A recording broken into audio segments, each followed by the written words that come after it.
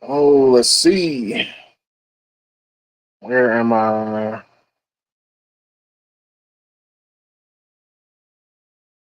Where am I at?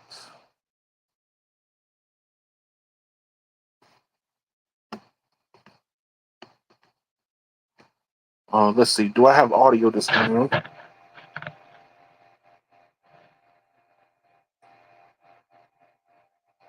I should have audio. I don't see why I wouldn't.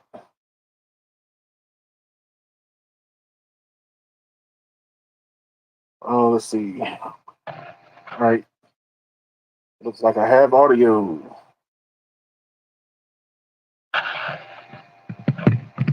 Hello, YouTube family. Greetings and salutations. I wish I could say greetings in French. Oh, let's see. What do we got? What do we got?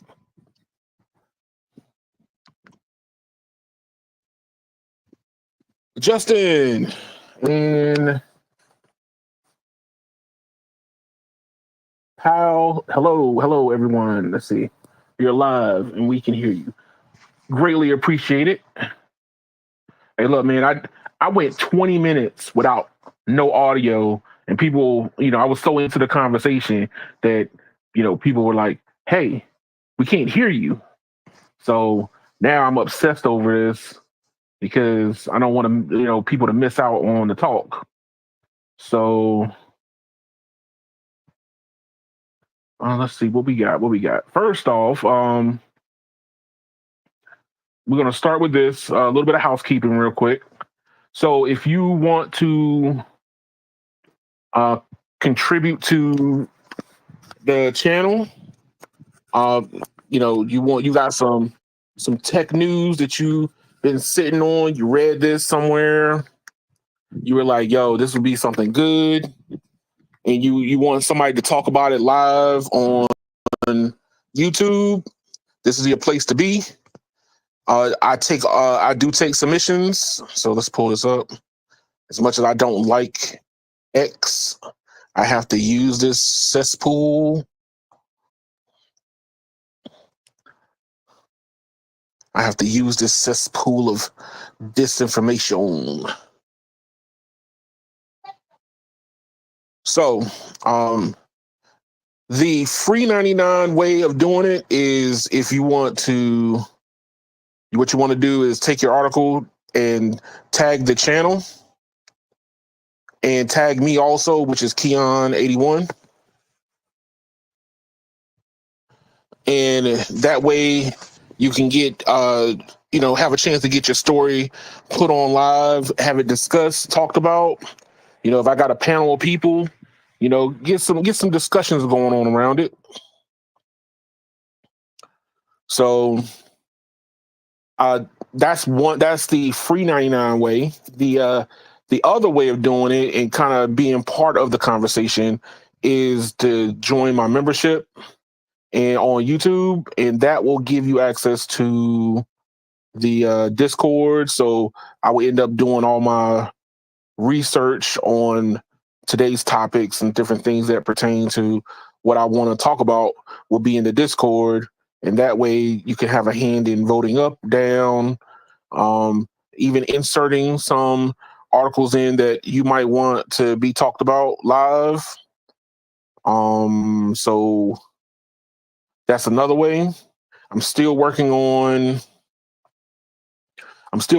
the communications part where I let people come on live. I haven't quite figured out how I want to do it yet. Look, dealing with the public, you kind of have to be very cautious. As much as I would like to be open, I also got to protect the assets. So, I want to be a little bit more open than most YouTube channels. But right now, I haven't quite gotten all the kinks worked out of what I want to do. But overall, I want to make it where if you hear something you want to talk about, you have a chance to kind of jump on live, say your piece, say your common sense, 2 cents, or whatever sense you want to add to it. But it does cost you to do that. If you're a member, the cost is drastically cut in half, depending on which tier you're in. but you get a chance to kind of come on live. But that's kind of what I'm working on right now. Still early days. I'm not fully monetized as of yet, but I still love people. So let's see what's being talked about. Powell says, talk about the U.S. election. Okay, I tried not to talk about the U.S. election without a more of a technology focused aspect. So as much as I would love to comment on, which I probably have to do a whole nother YouTube channel talking about things in life. I'll say it like that. So depending on how well I can make this work, I might end up doing another channel. But I try not to talk about politics per se on this channel. It technology already it's already politicized. So I don't really like to venture too far into that. And then he also says you should do a writing on X social media account. Hey, look, I'm not even 100% sure if it's worth even investing into Twitter/X. Me personally, I mean, maybe before Elon, but after Elon, I don't really see a benefit of it. I just want to make sure that I give people a way of being able to contribute to the channel. That's kind of where I'm grazing at. Regardless of political leanings, this is still a social media way. As I get further and further into it, I want to incorporate probably TikTok. I'm not on TikTok yet because I need to focus on YouTube first. So I want to incorporate TikTok and maybe Instagram and Threads by Facebook. So if I'm going to go in, I want to go in on all of them, not just favoritizing one. That's the overall goal. Right now, I'm trying to perfect the YouTube side first. Now, what do I have on today's agenda? We got some Call of Duty, some GTA, if you're a Grand Theft Auto fan, Samsung, Apple, some update to my self-driving experience, which a lot of articles are starting to relay my concerns and what I've been thinking that has been going on with Tesla. Sorry, hiccups. Some new handhelds. AT&T with his hand in the cookie jar, and a update on U.S. Cellular. So if you follow my channel for some of the cellular side, the U.S. Cellular news is interesting, and some old, some new, some updated information has also come out. So that is what's on deck. Let's start with the first one. I'm gonna go with this one. Let's go with that one.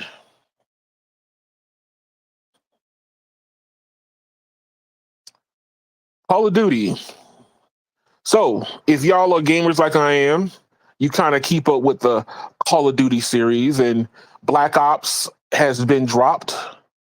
And Black Ops pinged a 16% hit on Comcast's network.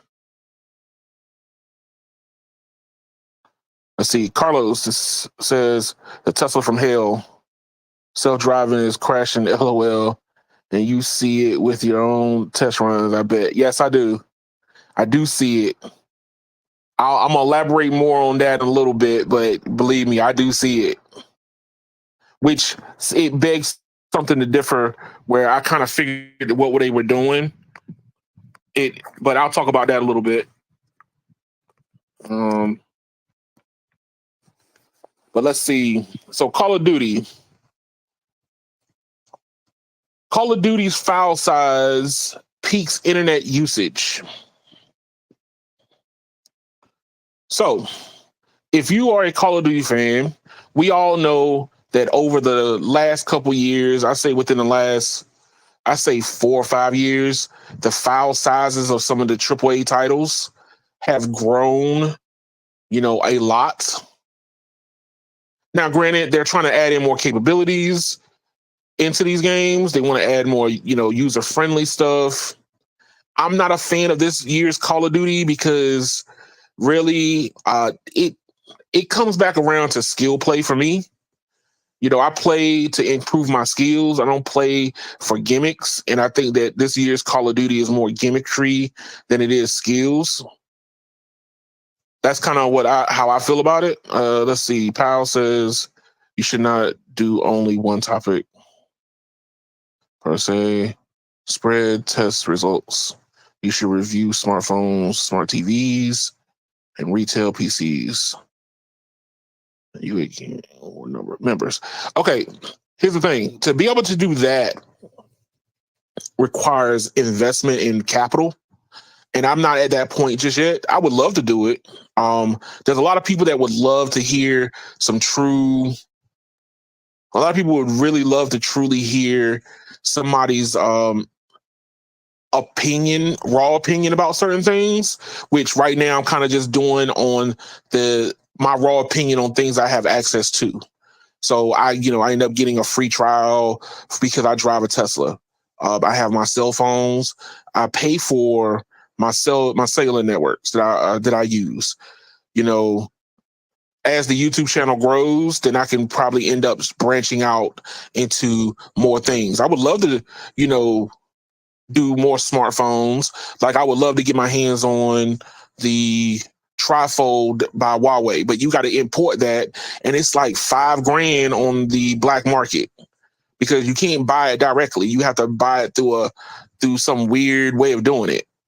But those things take money, and I am at the fledgling end of this career that I'm trying to turn into a business. But yes, I would love to start doing that as the channel starts growing and starts showing more promise. But this is me at the bottom of the barrel, humbly asking for your views, likes, and subscribes. Hi, see how I did that? Ha, very smooth segue. But let's see. With Call of Duty, a lot of people, if you have consoles, you have a PlayStation, an Xbox, or even you got a PC, one of the big things about a lot of these bigger games have been doing is they have been eating up a lot more gigs on your hard drive. We're talking about to the point that you have to delete other games. So if you down below in the comment section, what games have you deleted to add Call of Duty, this new Call of Duty 6 Black Ops, to your console /PC /gaming rig or whatever, just so you can start playing it? Because this game is 100 gigs folded up, which it ends up probably getting up to like 300 gigs on PC, along with all the updates and in different add-ons they end up putting with it. Let's see.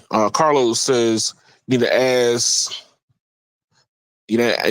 the CFO for a loan. 3 new credit cards to make it happen. Hey man, right now all that's on the back burner until I can get this thing off the ground. That's what I'm working on now, man. But you're right. That's probably what it's gonna end up taking.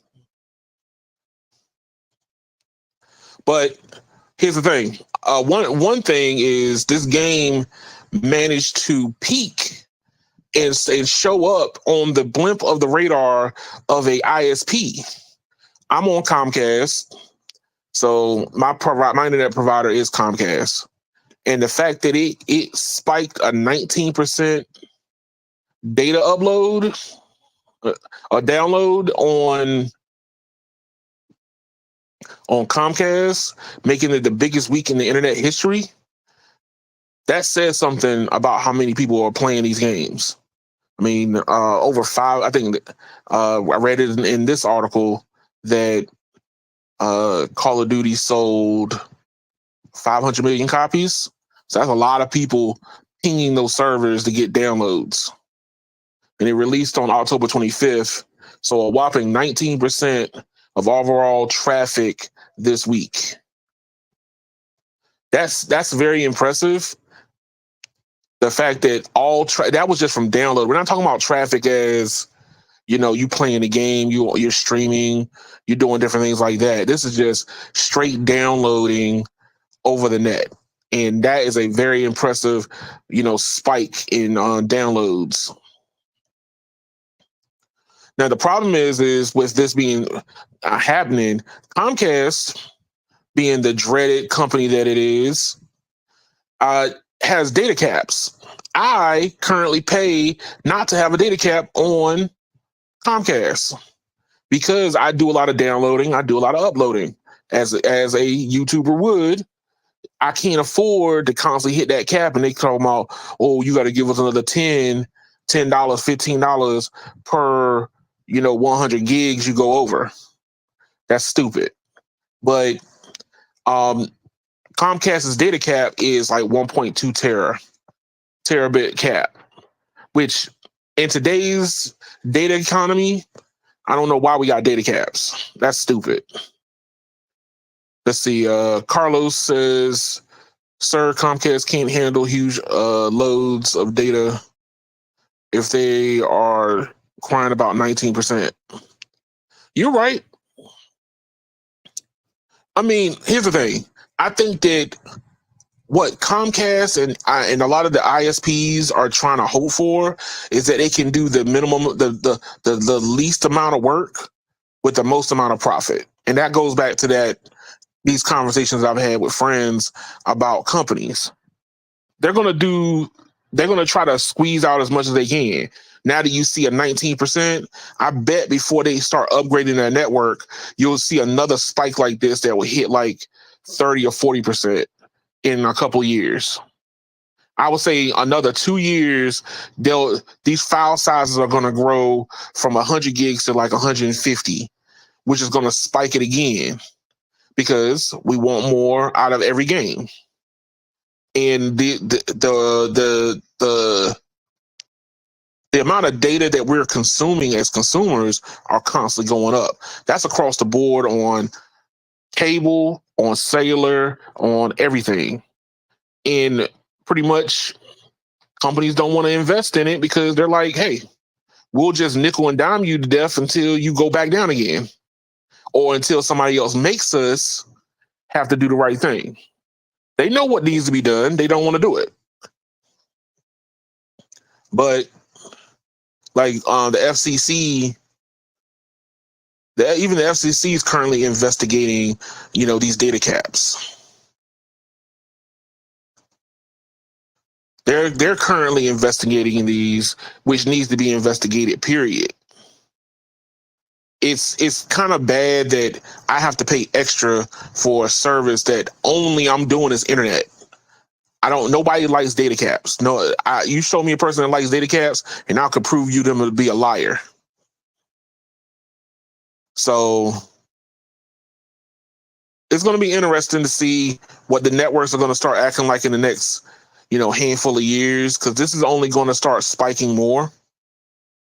So, like for players who downloaded a whole massive 300 gig package, you could wipe out a chunk of your 1.2 terabyte data cap. Especially, a lot of people are hanging at the edge.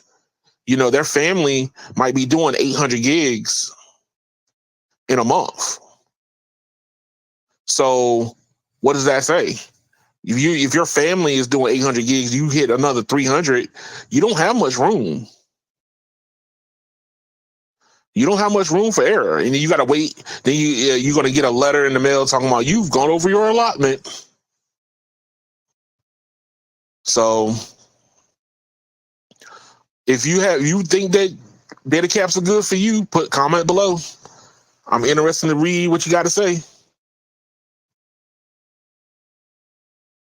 Let's see. What do we got? What do we got? What do we got? Grand Theft Auto. This is going to be kind of a quick one. I'm I'm paying attention to this space because I didn't get a chance to get in early when Grand Theft came out, and by the time I thought about getting in, trying to jump online with people who were gods in this game is not something I wanted to do. But Grand Theft Auto 6 has been rumored to come out in 2025 for a surprise release. I'm I'm a little on the fence about this one because Rockstar Games has been shown to milk this baby as much as they possibly can, and they're not showing signs of, hey, we're thinking about the future. They're just now releasing a new, you know, what's it called? I read it in this article. They're doing like updated release for enhanced versions for the PlayStation and Xbox, which I don't know what you're enhancing besides, your paycheck, but they're adding ray tracing and DLSS support, which that should be, part of the update for free, if anything, as long as this game has been out. Let's see. Justin says, I use about 3 terabytes myself. Heavy going, streaming, uploading. And when my family visits from Brazil, they use over 6. I have Comcast also, but no data caps in the Northeast. See, I'm with me being in the DC, that's considered the South, technically the South. Yeah, I think you're probably more towards New York. I'm south of that. And yes, there's data caps on the southern part of the East Coast. And I had to pay extra to not be on it. Now, I'm going to presume that's still in place. I don't. Nobody calls Comcast on a regular basis to go check to see what type of deals they have, because that's like asking. That's like trying to pull your eyeballs out. But that's what I'm going. I'm going to presume. But yes, the data caps is stupid. That's just a given. He says, I feel your pain though about the data caps because I pray for my grandparents, Comcast in Florida, and 30 unlimited data makes me, yeah, godly. Ah, I feel you, man. I feel you. But yeah, these game sizes are only getting bigger. Even Grand Theft has been around. Oh, I had to look up to find out how long this version of Grand Theft Auto 5 has been around, exactly how long. And Grand Theft Auto has been around for, where is that? Since September 17th, 2013. I was still on my PS3 when this came out. Okay? That's crazy. And they're still milking Grand Theft Auto.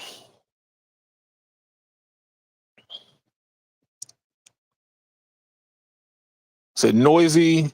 My ISP finally abandoned data caps in my area, probably due to competition. Competition is always what we trying to strive for.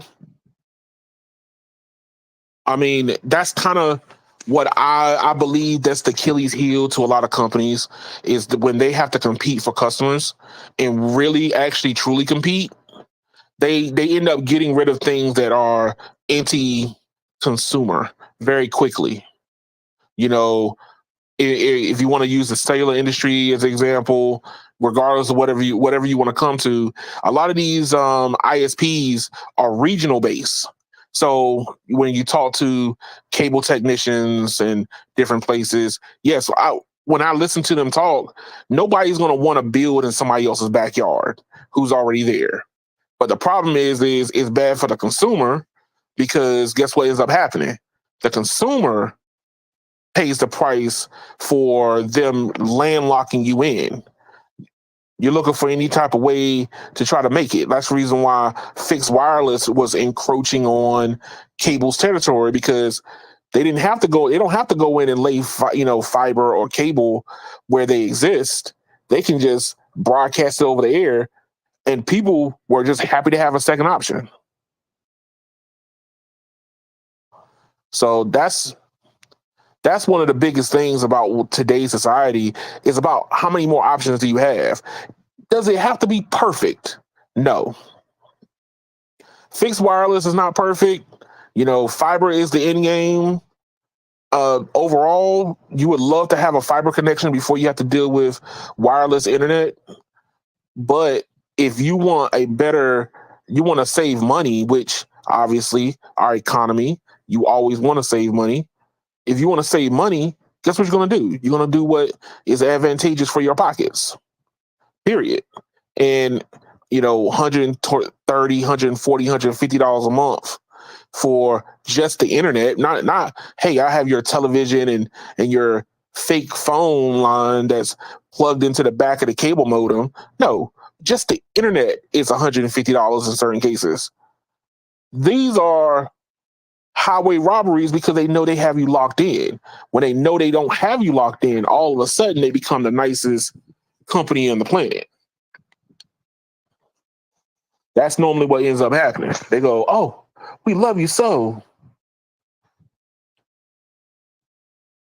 Let's see. Justin says, "Yes, my Comcast bill that I pay for is in Massachusetts, and the bill that I pay for my grandparents is in Southwest Florida. Both houses have Comcast for weird internet." Yeah. Yep. So yes, that's the problem you're going to run into. With you being more in a higher populated area, you probably have a lot more competition.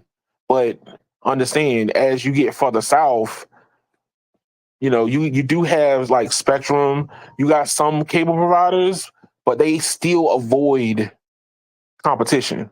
They know exactly where their competitors are, but they're very reluctant for crossing into their territory. And that's still not good for the end user. For me as a content creator, I need fiber.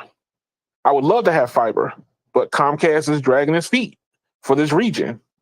I mean, we just found out that FiOS is literally a building away, and they don't offer it here, and they're not going to, because the apartment complex that I live in is not going to do those deals. It comes down to the deals at that point. But I just wanted to pull this one up, just in case if you were a Grand Theft Auto fan. I would say you kind of want to get your hopes up, but you don't really want to. It might be another year. They will milk this until they absolutely have to, and when everybody finally goes, "Hey, you supposed to do X, Y, and Z." But that's kind of where I stand at on this one.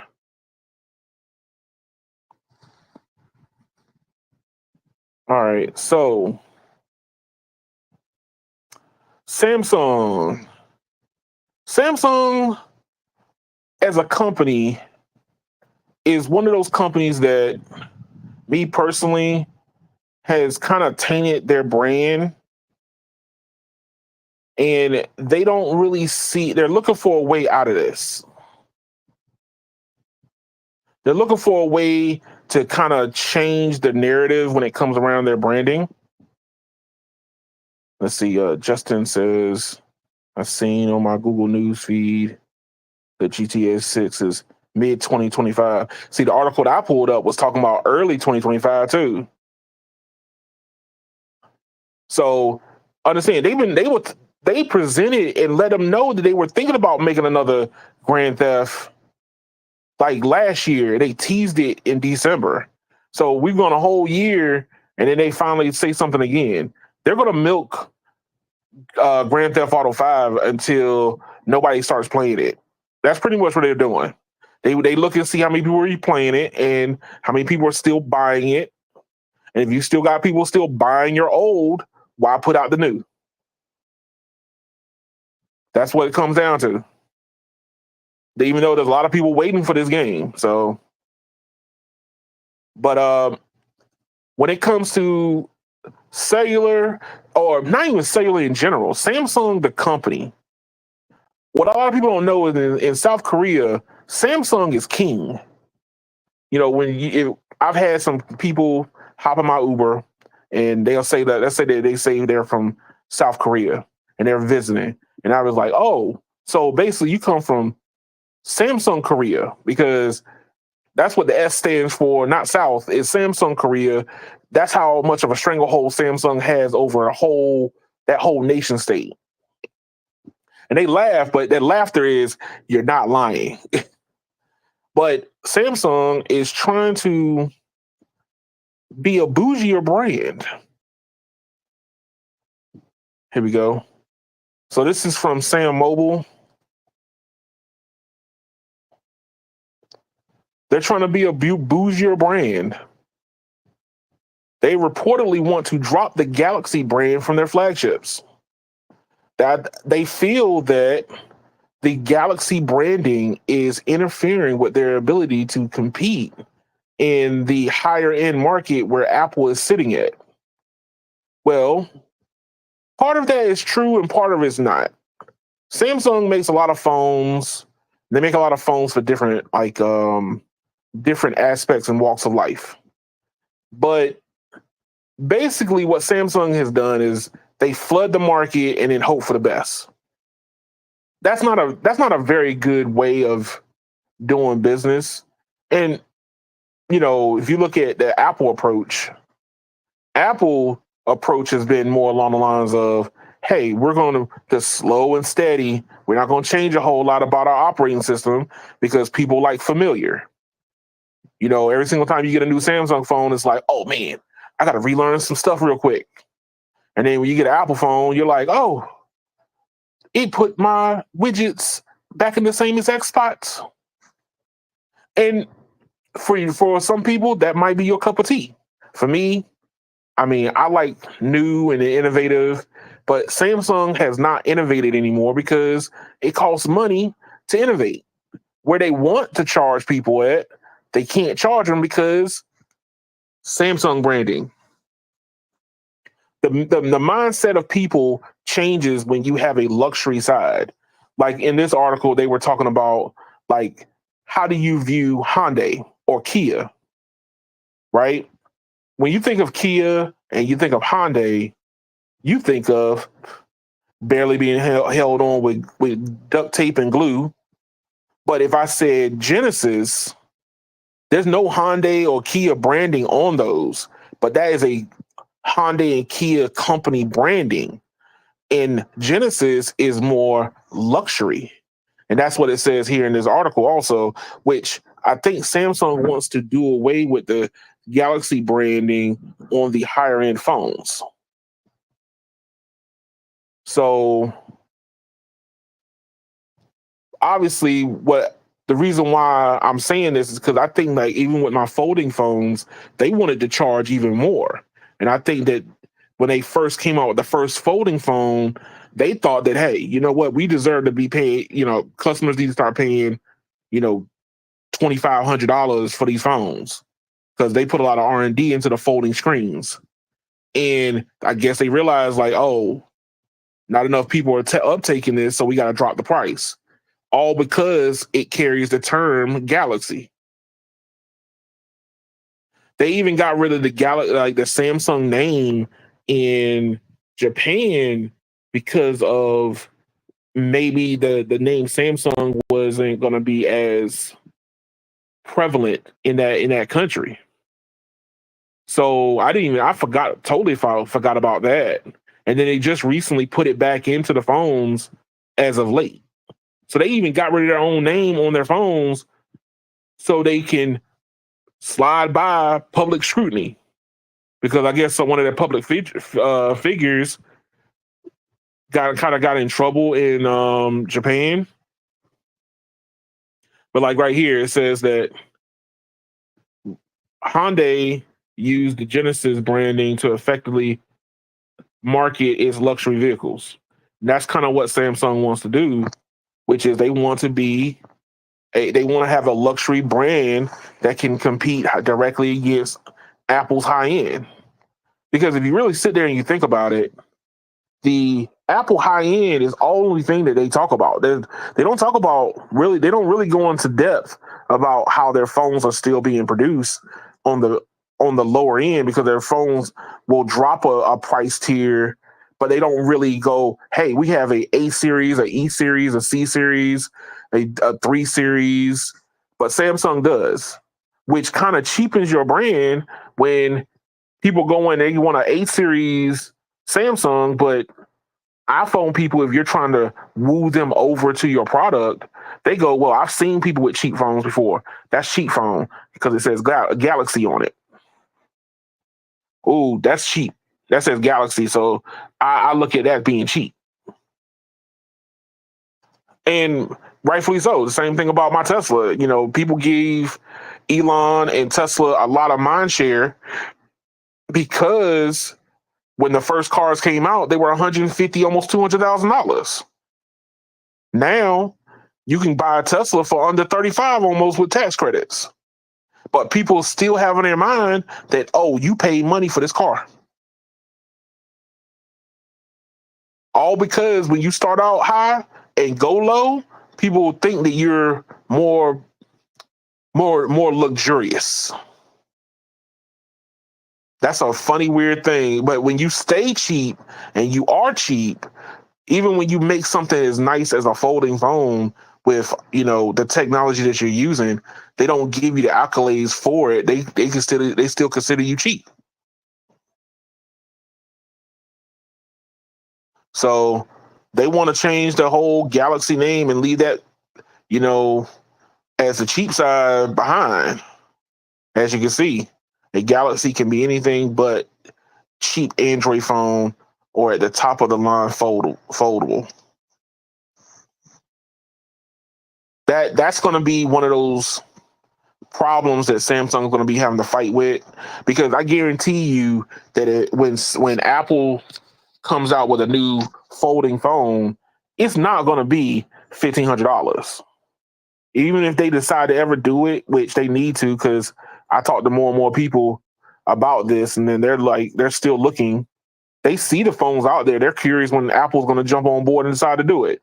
But Apple's going to do a $2,500 phone. They're going to put a gap in between what the high-end phone is going to be, because they're going to be like, hey, this deserves more R&D. Versus, you know, oh, you can just get that regular phone that nobody's going to really want when we put out our folding phone. So it comes down to branding now. And this is where I was saying, like in Japan, they took off the Galaxy prefix and it just said the S25 instead of the Galaxy S25. Here it is right here.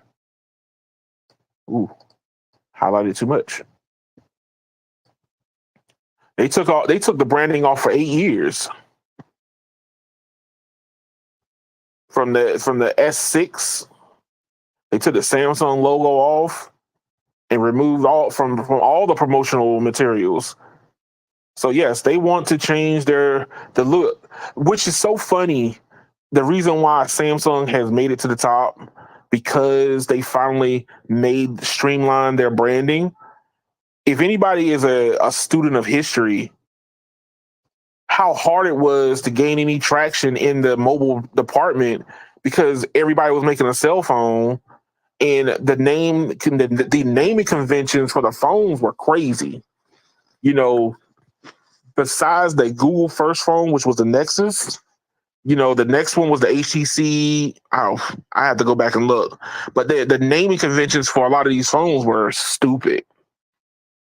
You know, it got so fun. It got so stupid. It got to the place where you could generate. You put a phone name in a generator that will spit out what the possible phone will be named for the next year.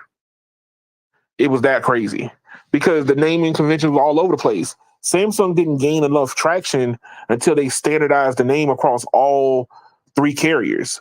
You had a different name on Sprint. You had a different name for the phone for the same phone on Verizon. The same phone would be on AT&T and on T-Mobile, different name differently, all because of the chipset that was in it.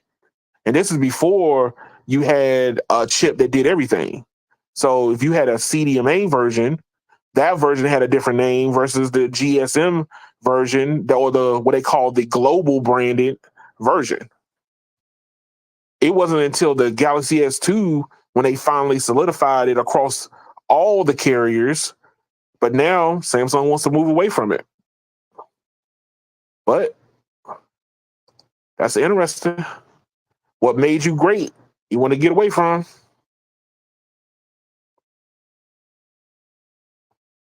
All right. Here's a little bit of a tidbit news right here. Apple, Apple. Just talked about them. Apple is buying. Come on out. Apple is buying 20% of its iPhone satellite service partner. I think their service partner is Global Star, and they're buying 20% stake into that company. Prepaying about 1.1 billion to expand iPhone satellite connectivity. So, number one, what does this say about satellite connectivity? I think that this is the new future. If you follow cell tech, we all know that we would love to have a cell tower within reach of all of us, but that costs money. The next best thing to do is to stick a satellite in space and beam down the signals down to us. So we got a whole bunch of competitors in this market. You got Global Star, you got AST, and you got Starlink. So you got some major players that's already in the game. I think some people that Google has partnered up with. I forget the name of them, but for the most part, Apple buying into the satellite service partner is saying how much they actually truly need it for their branding. I don't know. One of the things I don't know, I did not know, or I don't see Apple doing, but it looked like they might be leaning towards. And this is just me speculating. They might try to become a MVNO. Now it sounds crazy, but they make the headsets. They can provide the service, and with them buying in like this, they could be making a move towards selling their own product services directly to consumer. And Powell says, talking about Chinese smartphone brands in the U.S. Chinese smartphones in the U.S. is almost not a thing. I mean, Huawei and Xiaomi. So Huawei and Xiaomi are not sold here, and you have to import those.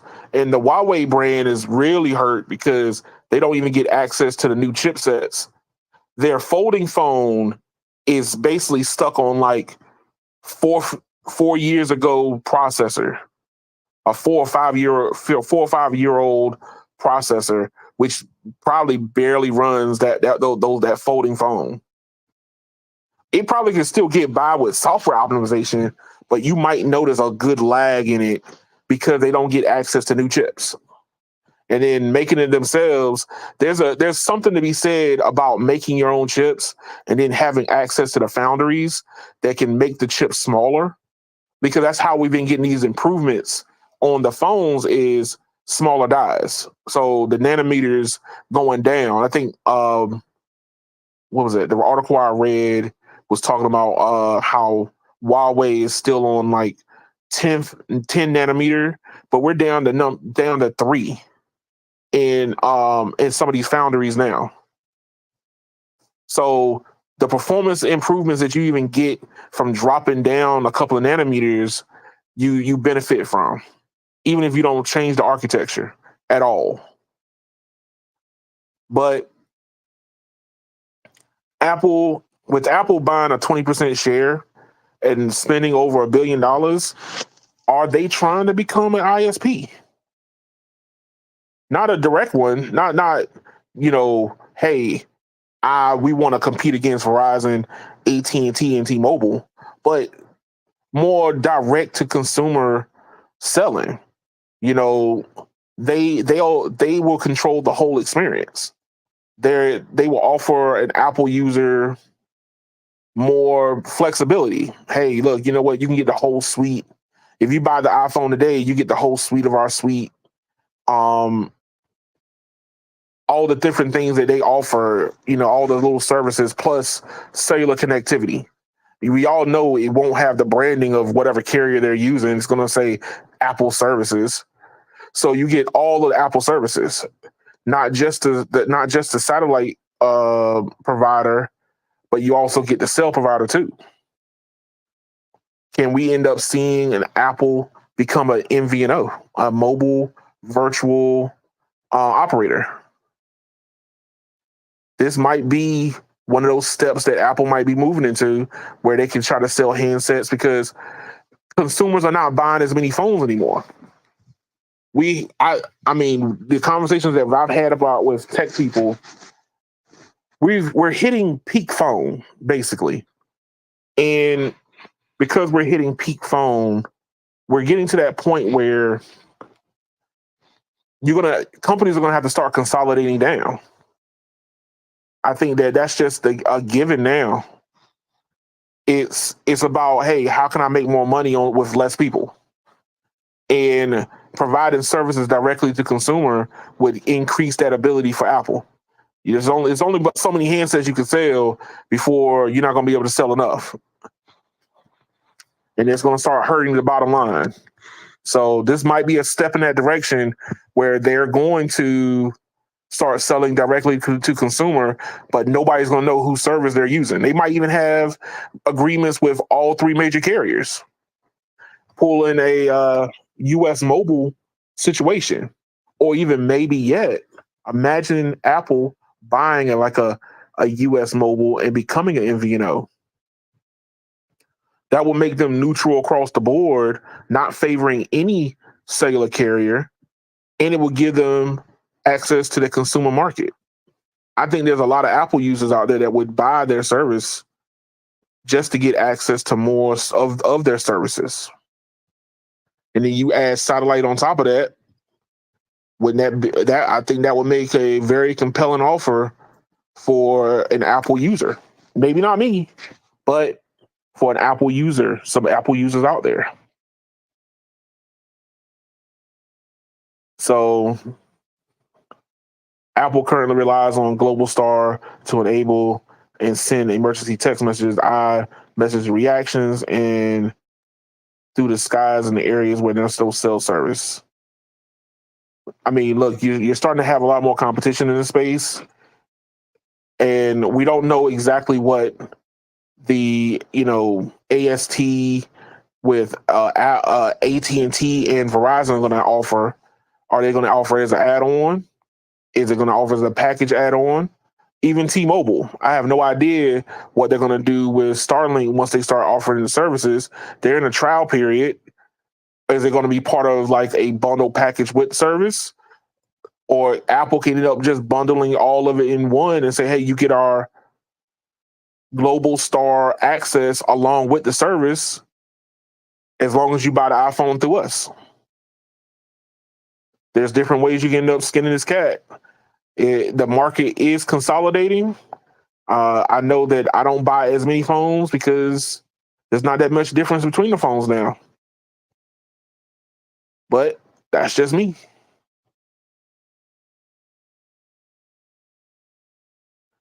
All right, so Tesla, I'd like to say to all the people who like and adore Tesla, you might want to turn the volume down on your televisions. Keep watching. Keep the screen on, but you're not gonna like what I'm gonna say. I already know because every time I talk about Tesla and I say something bad, I get voted down. So don't vote me down. I'm just reporting what I'm seeing and what's going on. That's just me. But let's pull this up.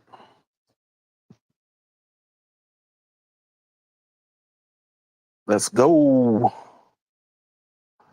All right, so I'll give you the long of it. I am a Tesla owner. Not very happy to be a Tesla owner, but I am a Tesla owner. And with that being said, they gave us another free month of using their self-driving. Number one, I don't even know what version of hardware I'm on. There's no way of really truly knowing because it's super vague. I have a 2023 Tesla Model Y, and I don't know which version of hardware I'm on. So that's problem number one. Now problem number two, because I don't know which version I'm on now, if I'm on version 3, I'm gonna be stuck left behind and twiddling my thumbs while I'm waiting for them to upgrade. And they're gonna move on to newer versions because they came out a couple weeks ago and was like, version 3 might not be up to snuff. It might not fit our requirements for what we would like for full self-driving to be, which I could have told you that, but that's here nor there. This is about being positive, kind of. But the problem is they let us get a hold of the new self-driving for version, I think, I forget, like, what is it, 12.5. And as I've been driving around with this thing, oh my God, I'm terrified of this self-driving. It didn't get better, it got worse. And one of the reasons why I say it's gotten worse is because Tesla is doubling down on the whole idea that it needs to mimic drivers instead of learning the road of driving. You, as a driver, as a person who drives a lot, you learn how to drive from those around you, but you also learn how to drive the road that you are driving on. You know, so the best way to describe it is this: is the way that the Tesla vehicle is learning how to drive is mimicry. It's looking and seeing what people do on the road in any given moment in time. How do you respond to situations?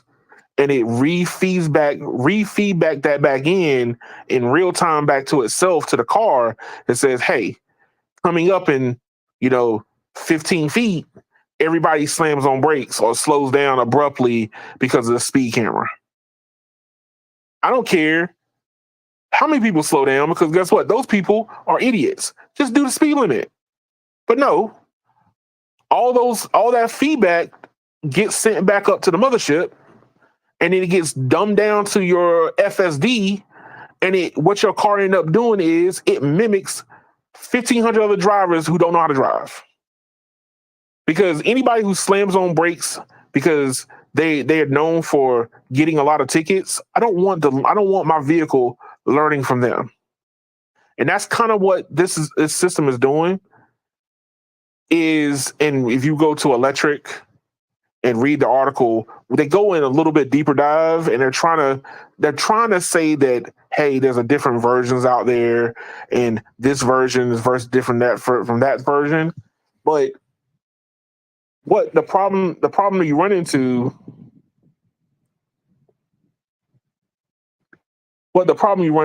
is they're not really trying to learn how to drive. They're trying to copy the driver in every scenario, which that's not how you drive.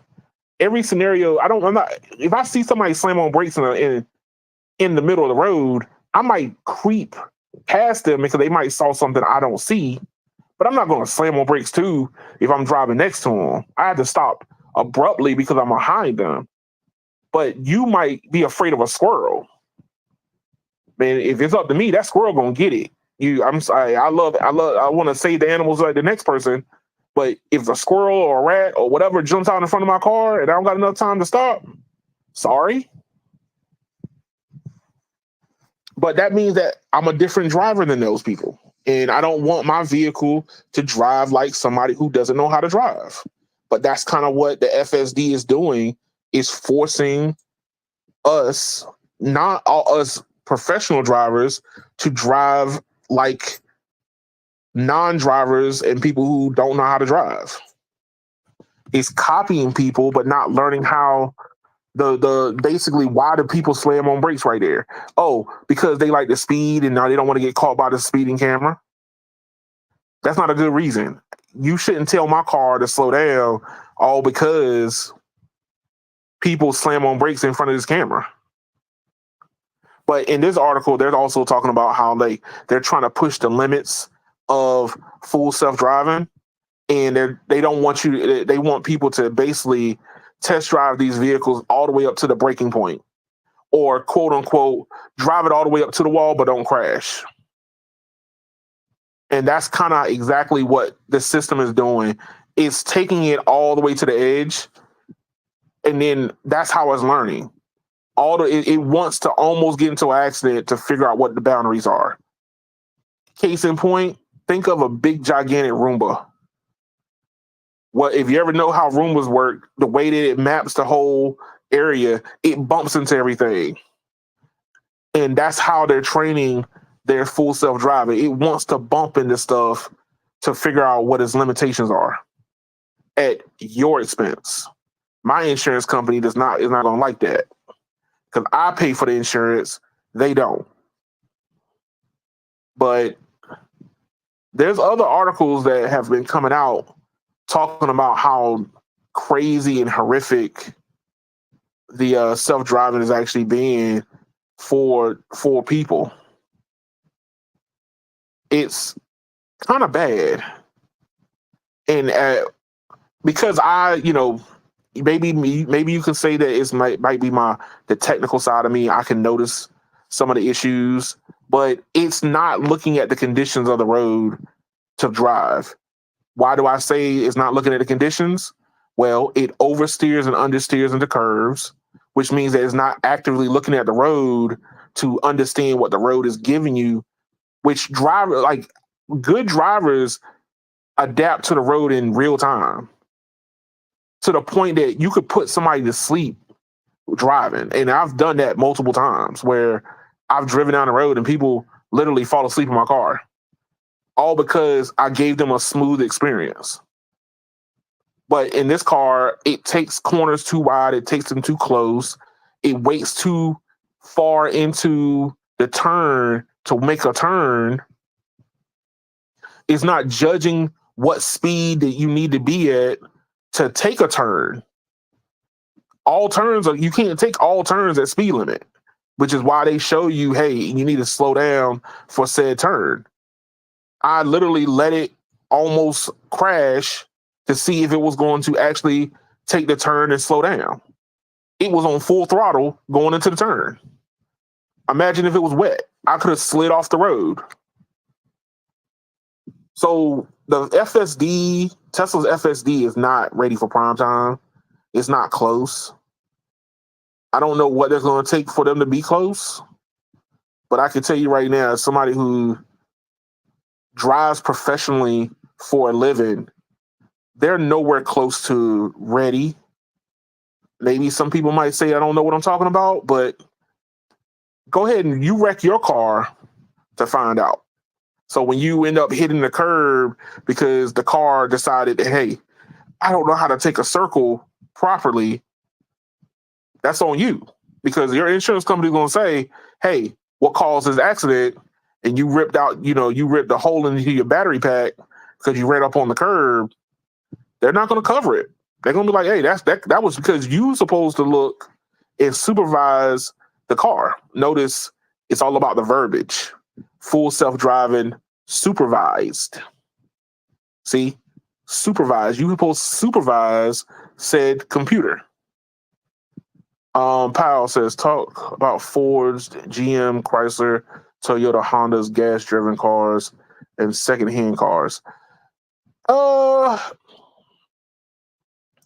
there's not much to really talk about. They're not innovating. I mean, if there was something new, some new technology that was coming down the pipeline, I mean, GM, Chrysler, Toyota, all of them will have electric cars coming out, but nobody's doing anything being innovative. That's just me personally. I mean, like I said, if you know something, tweet it to me on Twitter/X. I'll be happy to read it.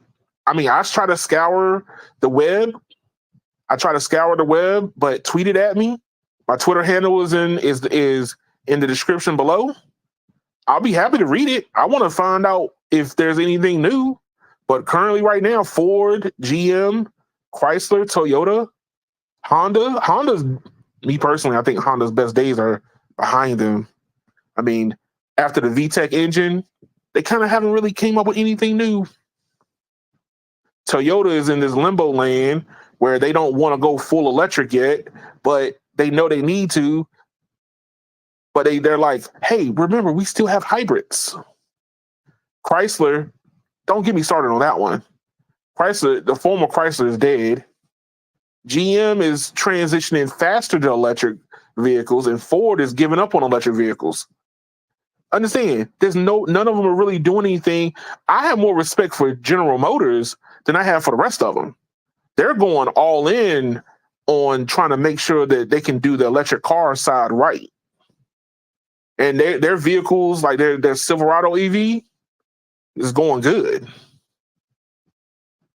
Currently the Silverado is the only electric truck that can get over 400 miles to a charge. The Cybertruck, as ugly as that thing is, barely gets 350.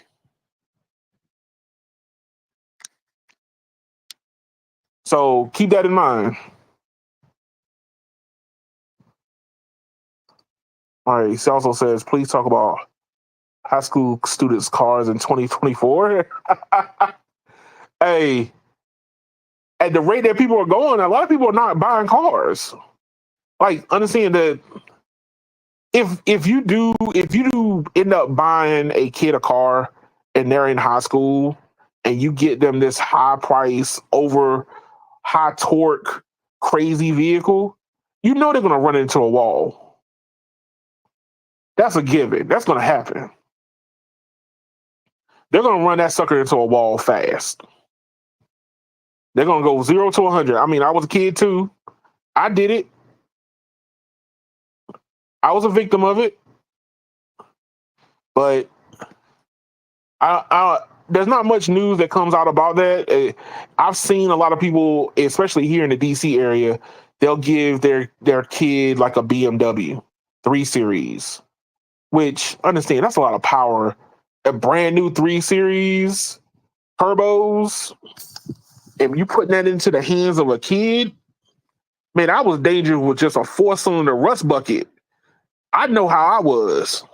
You talking about you gonna give a kid twin turbo 0 to 60 in like 5.5 seconds, and you talking about why is the car torn up?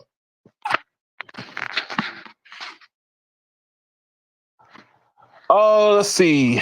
Normal cars. I mean, it's not much to say about normal. If they're normal, are they interesting? It's about pushing the envelope of technology. That's kind of what it is for me. How far can you push? Like, I'm talking to a friend of mine today, and we're talking about, like, did you know that certain types of fuels can give you better gas mileage? But we don't have an infrastructure in place because it costs a little more to make that fuel. But they're not going to make that fuel mass produced because it costs more. People don't want to pay more. These technologies, are you willing to pay more for more efficiency? Kind of defeats the purpose. You got to pay more for gas just so you can get more gas mileage. It was the same problem we ran into about diesel. Diesel used to be cheaper.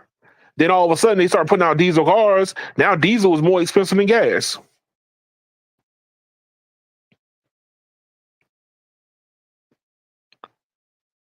So let's see. He says, Powell says, are Chinese, let's see. I'm gonna assume he's saying, are Chinese cars good in US? Oh, that's difficult to say. Hyundai and Kia would be the last brand that actually has pushed into the American market, and they didn't get a very good high game fare with them coming in. They're playing on that low end cheap, which is why Kia has a very bad synonymous name for the Kia boys, because people have gone in and figured out how to jumpstart or start these cars without the key. But that comes from the fact that Kia and Hyundai did not put the correct equipment in to prevent something like that from happening. As the cars got more technical, they went cheaper, because guess what? That makes cars roll off the lot faster. You don't have all the little gadgets and doodads in. Guess what? You can sell them for lower prices. But the problem is when you put cheap products out there, guess what happens? It doesn't bode very well. Those are the last two companies, which technically they're only one. Kia and Hyundai are one company. They just got two different brands, and they pretty much use the same parts across both. So there's not much to really be said about those cars. I mean, Stellantis / Chrysler has been passed around so many times, it's ridiculous. I don't even know who Stellantis is right now. Nobody really knows. I mean, I think they might be German. I don't know. It's something I got to look up. But yeah, the car industry is not gaining any traction. It's only losing. I mean, it depends on how you look at electric cars. Me, it's the new frontier. Understand, if you're the type of person that likes Hellcats, you're getting beat by Teslas. You know, my Model Y from 0 to 60 is faster than a Charger. I have more torque in that car than in the first 60 miles an hour than that Charger does. Now, granted, if you're racing from light to light, I'm gonna beat you. But if we're going like down a drag strip, you might end up crawling back. Depends on how much I end up gapping you. That's the question. It always comes back around to that. All right, so I got one more story, and this is for the people who follow the channel and was curious about US Cellular. So, got some good news-ish.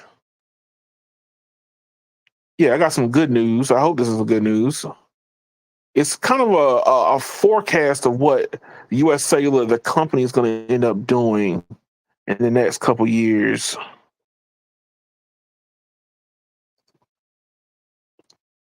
So,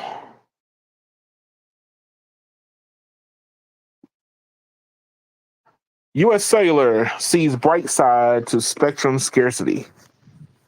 Now, because we had a lot of different consolidations across the board in the cellular industry, we're now starting to see more competition. I think that it's always good to have competition. Like I said earlier in the podcast, was more competition you have, the better. Comcast not having any competition results to data caps.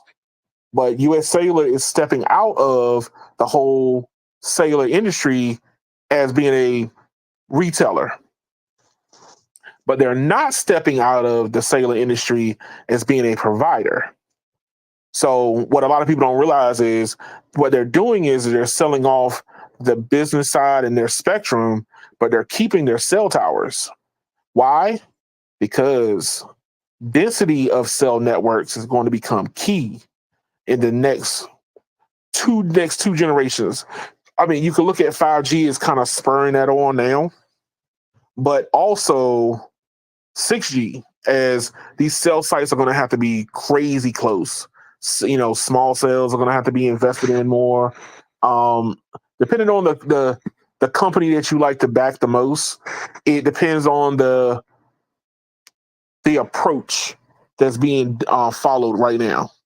For me, T-Mobile approach is starting at the base, basically starting at the base of fundamentals and build the network out from there.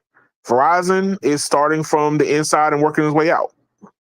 So you have two different, like I said last week, you got a divergence of cellular technology, cellular approach on technology. Now, where does this fall in line for U.S. Cellular? Well, U.S. Cellular, number one, is looking to be a tower company. So their portfolio is to get rid of the mobile business but keep the towers. And understand, who needs towers? T-Mobile, AT&T, Verizon, Dish.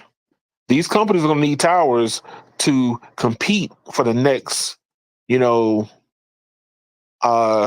of years.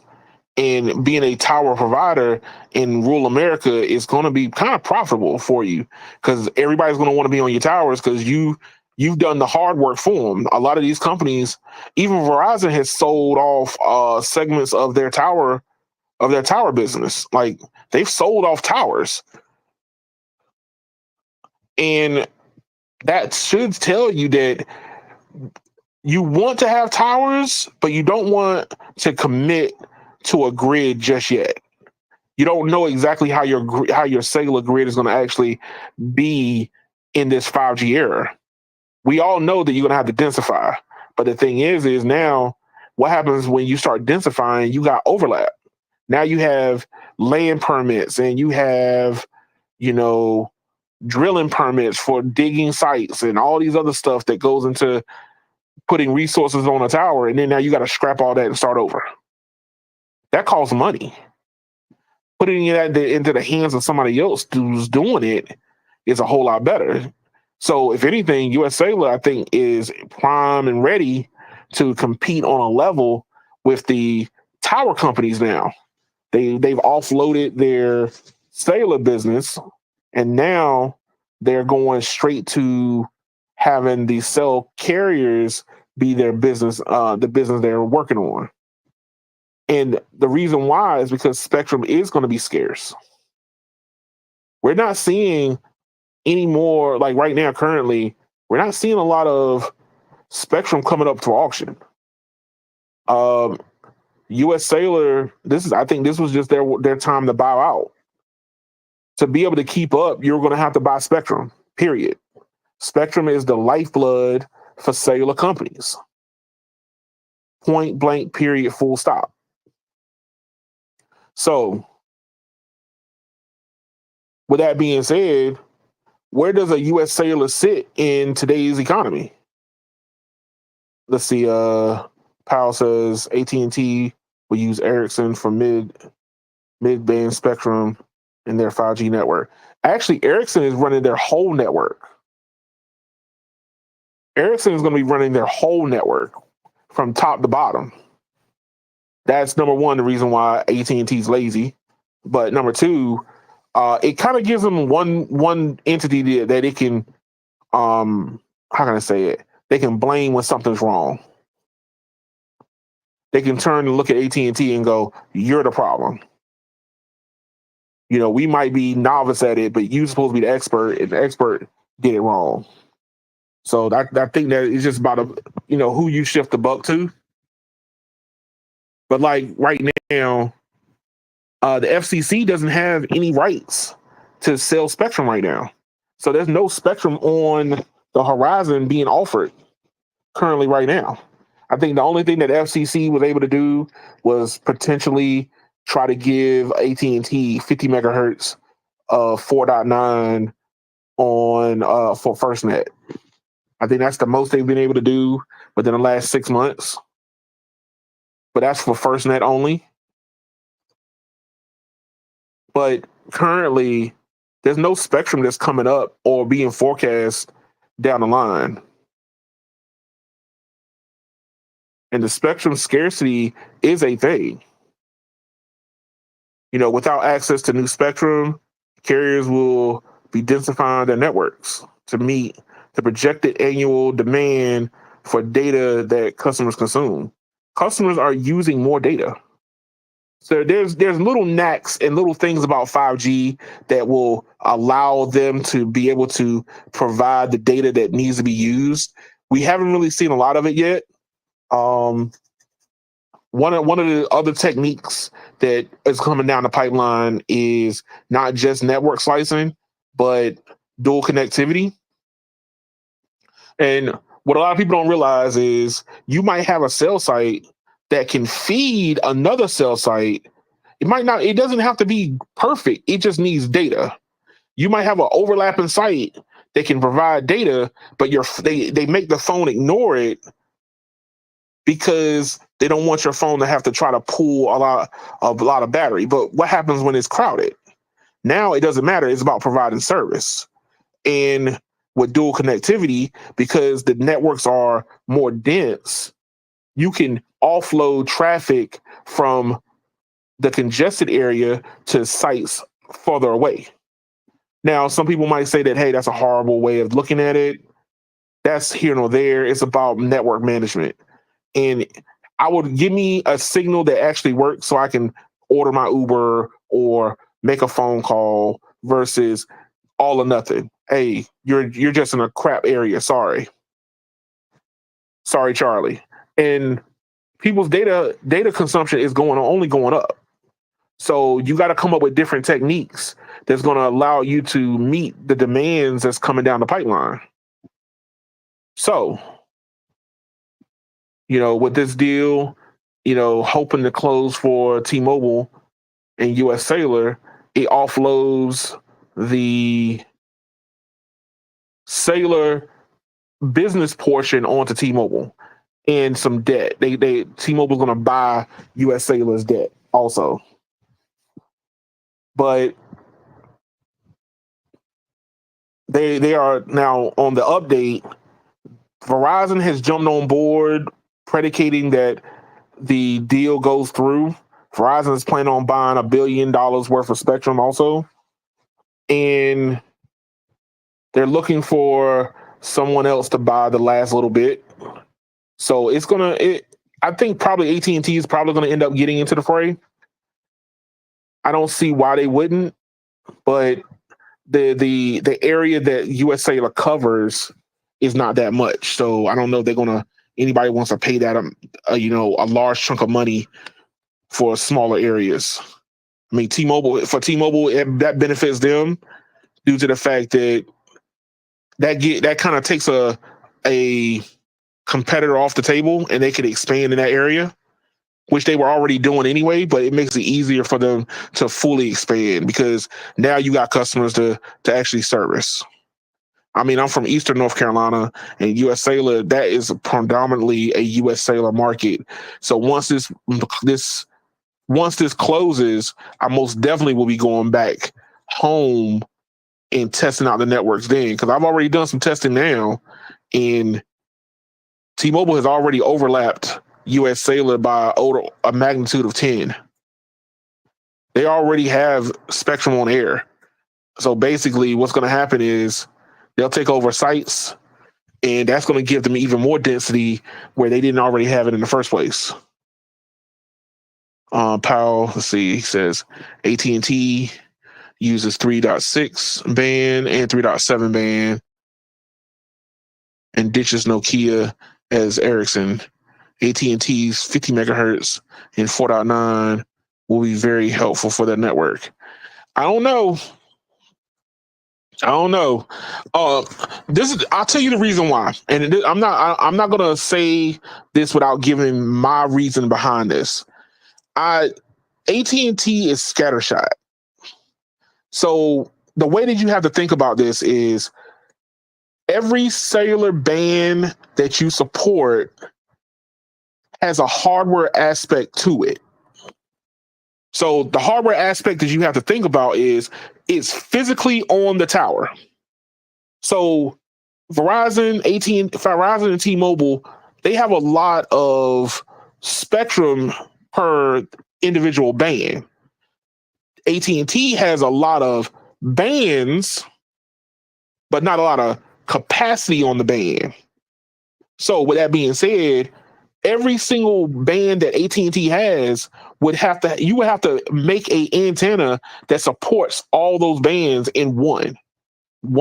There's not many of them that's out there. I know you got some band 2, band 66, band 4, which is a subset of 66. You have some combo panels that can do it, but these new frequency sets are so new that they're not usable yet as combo panels. And then on top of that, remember, these combo panels are designed for more like you making you able to connect, but not super capacity. They're still based off of 4G technology, which is why you see a lot of the newer spectrum being other bands. Like band 77 is on NR, band 2.5 is on NR. Band 600 for T-Mobile is moving towards NR, is because the band 2, band 66, those combo panels are not on the market just yet. Maybe Ericsson's probably going to come out with something that's going to make it where AT&T can have a chance to compete better. But remember, to put all of AT&T's spectrum portfolio online, you would need a tower by yourself. That's pretty much what's going to have to be. Each sector would have to have band 2, band 66, band 12, band 30, band 29, band DoD spectrum, C-band spectrum, and the new 2.9 that they just get. They're trying to get that 50 megahertz. You have a lot of spectrum, but you don't have a lot of room. So that's how I look at it. Is that 50 megahertz really going to help AT&T? Maybe if they dedicated directly for just if they directly allocated it for FirstNet, then yes, that's more than enough spectrum for any first responder to be able to use, to be able to download data, upload data, do whatever they need to do. But if they're planning on using it for their consumer side, it's nowhere close to the amount of data, amount of spectrum they need to be able to handle the onslaught of customers that are going to be data hungry. I mean, 50 megahertz, I'm gonna do the rough math in my head, but like 50 megahertz would give you maybe 100, maybe 200, 300, 400 megabits of data. Somebody's gonna jump into the comments and say, "You're wrong." I know, I'm doing it off the top of my head. But when you start adding users onto that 50 megahertz, then you actually start seeing how much capacity you actually have.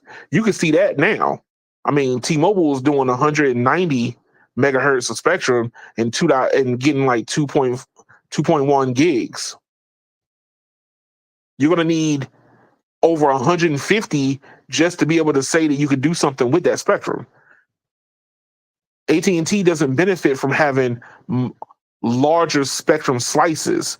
They have a lot of little slices that they need to try to turn into big slices. I don't know what technology is on the horizon for them, but they're going to have to come up with something. But US Cellular is getting out of the game altogether, except for trying to be a tower company. And they know that with the onslaught of 5G and 6G builds, that's where the densification for the support for 6G is going to come into. So it's kind of best to go ahead and hedge your bets and do what is good for your bottom line, as well as what's good playing within your strengths. So that's about it. Let's see. I don't have anything else except for a little bit of a side tangent. US Cellular had gotten their hands slapped on the wrist because they ended up getting Spectrum in kind of a very sneaky way. The same problem they ran into for Dish. They ended up using a shell company to get AWS Spectrum, and it looked like US Cellular did the same thing. And that's kind of one of the things that's holding up the deal.